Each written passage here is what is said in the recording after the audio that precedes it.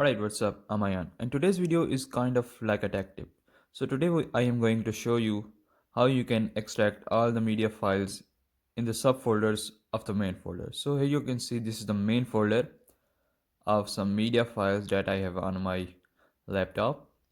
And here you can see there is a folder named pictures and it has subfolders with dates on them, and these pictures are categorized by date, and I want to extract them all into the main folder, but I do not want them to open one by one. So these are kind of like a lot of folders and I cannot do this one by one. So what I'm gonna do is go to this folder, the place where all the subfolders are.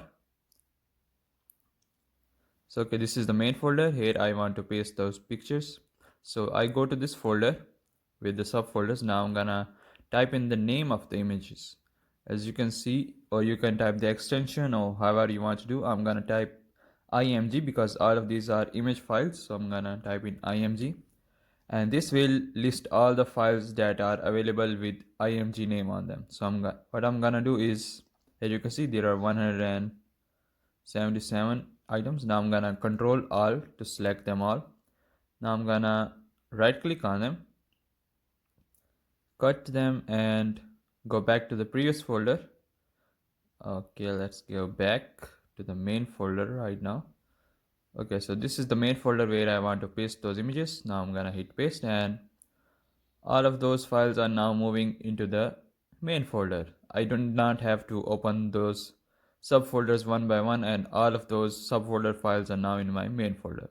Now you can see all of these folders are empty, but we can't check this one by one. So what I'm gonna do is right click on it and hit properties. Here you can see there are no more files in those subfolders.